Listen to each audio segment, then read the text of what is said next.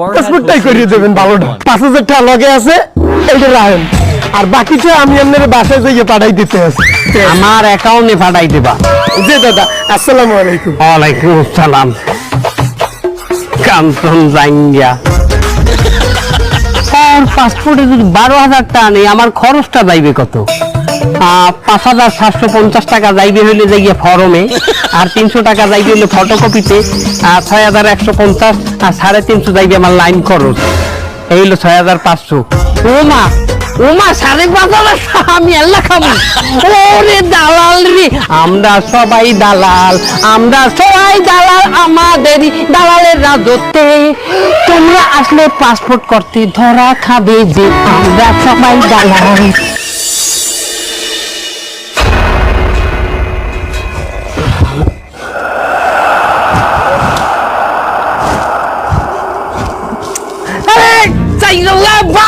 আমার চাই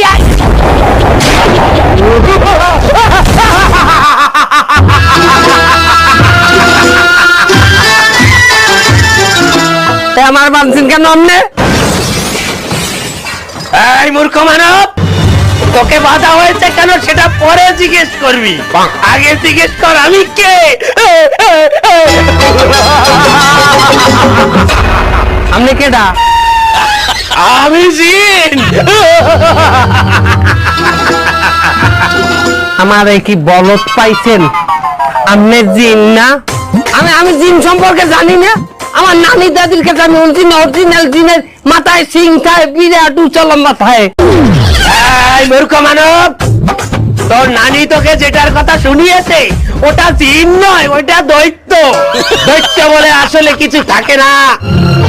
আসলে যদি কিছু থেকে থাকে সেটা হলো মানুষ আর জিন। তার আপনি জিন হয়েছেন, তার কি হয়েছে? আমি আমার বানছেন কেন? ভয় পা, ভয় পা, আমাকে ভয় পা। আমি জিন, তুই আমাকে ভয় পাচ্ছিস না?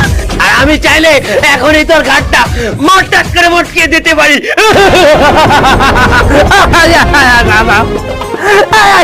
আমি সত্যি ভয় পাইছি। আচ্ছা আমি ভয় পাই, আপনি তো জিন। ভয় পাস না, আমি তোর কোনো ক্ষতি করব না। আমি কিছুক্ষণ আগে দেখলাম তুই পাসপোর্টের দালালি করছিস। তুই নাকি 7 দিনের মধ্যে জিনের পাসপোর্ট বানাতে পারিস। আমাকে একটা পাসপোর্ট বানিয়ে দিবি ভাই? আপনি একজন জিন, আপনার পাসপোর্ট লাগবে কি অর্থে? আমি বিদেশ যাব। এই বললেন না, এটা ফাও কথা, এটা তো জিনের মতো কথা বললেন না, এটা বললেন শয়তানের মতো কথা। মানে